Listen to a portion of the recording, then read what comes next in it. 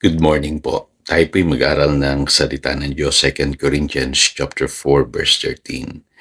Sinasabi ng kasulatan, nagsalita ako sapagkat ako'y sumampalataya. Sa ganoon ding diwa ng pananampalataya, nagsasalita kami dahil kami sumasampalataya. Say no to negativity. So, kung tayo po ay nagnanais na maging encourager, gusto nating mag-encourage po ng tao sa panahon natin ngayon, dapat po isa sa ating matutunan ay yung pong huwag tayong padadala sa mga negative thoughts and conversations.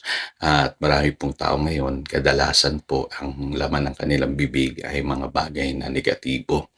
Pansinin niyo po pag nag-usap-usap kayong magkakaibigan or inyong mga kasamahan sa trabaho, kaeskwela, ang kadalasang lumalabas sa bibig ng tao ay mga salitang negatibo. Kasi punong-puno na po ng negativity po ang isipan ng tao. Kaya nga po sa simula po ng ating series, nitong linggong ito, kung nais nating maging encourager, dapat tayo po'y bringer o tagapagdala ng mabuting balita. Tigit sa lahat, marunong tayong magpahayag ng mga positibong bagay, mga ginagawa ng Diyos na mabuti sa ating pong buhay. At alam niyo po, yung mga bagay na yan dapat po lagi nating isinasagawa, kasi kung makakalimot po tayo, madali tayong madala ng mga negative thoughts at mga negative words. Pansinin niyo po, sa text natin, sinasabi rito na kung ano po yung ating pinanampalatayanan, yun po ang dapat nating sinasabi o sinasalita. Kasi may power po yung ating mga sinasabi. Kailangan po ay matuto tayong magsalita ng tama. So, paano mangyayari yan, Pastor? Unang-una po, dapat nakakita ka lagi ng positibo sa lahat ng bagay. Pansinin niyo po sila Apostle Paul, sa 2 Corinthians chapter 4 verse 8. Nahihirapan sila pero binabanggit po nila dito, hindi sila nalulupig. Nababagabag sila ngunit di nawawalan ng pag-asa.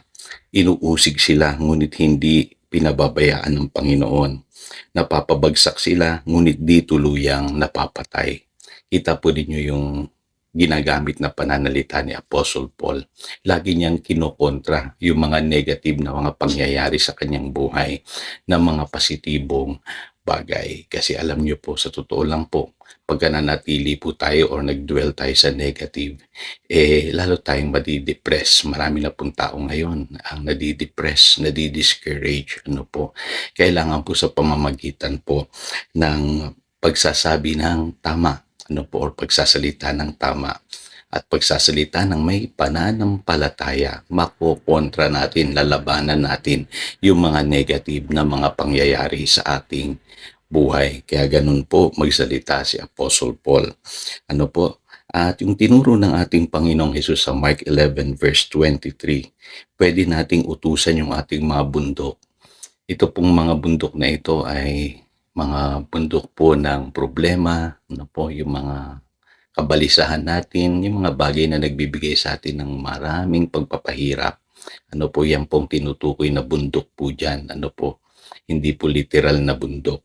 Pero we can say to your mountain, or maaari niyong sabihin sa bundok na ito, sabi ng Panginoong Hesus, umalis ka riyan at tumalon ka sa dagat at ito nga ay mangyayari. Pwede nating utusan yung ating mga problema, yung ating mga kabalisahan. Tandaan niyo po, kailangan po nananampalataya tayo kung gagawin natin ito. At ang sabi ng Biblia, mangyayari ito. Kaya alam niyo po tayong mga Kristiyano, hindi natin alam, may power po yung ating pong pagsasalita. Kaya kailangan po gamitin natin yung ating bibig sa tama. Pansinin niyo po, pagka puro pangit ang sinasabi nyo sa inyong sarili, yun ang nangyayari sa inyo. Pero kung mabubuting bagay ang sinasabi nyo patungkol sa inyong sarili, sa inyong sitwasyon, magugulat po kayo. Ang nangyayari po ay kung ano yung inyong sinasabi. So, we must stick to good thoughts. Kailangan manatili yung ating isipan sa tamang pag-iisip. Kaya yung pinag-aralan nating Philippians chapter 4 verse 8, very powerful po yan kasi sabi ni Apostle Paul, dapat maging laman ng inyong pag-iisip ang mga bagay na karapat-dapat, kapuri-puri, totoo, marangal, matuwid, malinis, kaibig-ibig at kagalang-galang. Ang Panginoong Hesus, ang sabi niya sa Luke 11 verse 34, ang iyong mata ang ilawan ng iyong katawan. Kung malinaw ang iyong mata, maliliwanagan ang buo mong katawan. Ngunit kung malabo ang iyong mata, ang buo mong katawan ay mapupuno ng kadiliman. So ano pong tinutukoy ng ating Panginoong Hesus dito? Yung atin pong isipan, ano po, yung mga nakikita natin, ano po, lahat po yan ay tumutuloy sa ating isipan. At napapakinggan din, ano po, lahat yan ay tumutuloy sa ating isipan.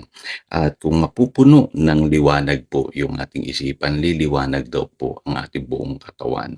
Pero kung mapupuno ng kadiliman yung ating isipan, mapupuno po ng kadiliman yung buo nating katawan. So may impact po talaga yung ating mga iniisip. Kaya babantayan po natin yung ating pong thought life. Ano po, kasi sabi po sa Proverbs 23 verse 7, sa King James Version po, ganito po ang sinasabi, for as he thinks in his heart, so is he. So ganun po ang tao. Kung ano yung kanyang iniisip patungkol sa kanyang sarili, ganun po siya. So tayo po'y manalangin. Dakilang Diyos, salamat po sa paalala mo sa amin na dapat po bilang encourager kami po ay huwag mag-dwell sa mga negative thoughts at mga negative words. Turuan mo kami, Panginoon, na laging maging positibo sa lahat ng pagkakataon. Pwede naming utusan ang mga bundok ng problema na umalis sa aming buhay. At higit sa lahat, panatilihin namin yung mga mabubuting kaisipan sa aming pong pag-iisip. Salamat, Panginoon, tulungan mo kami. Yan ang aming panalangin. In Jesus' name we pray. Amen. Again, ito si Pastor Jojo nagpapaalala upang daluyan tayo ng pagpapala, manatili tayo sa kanyang salita. Good morning.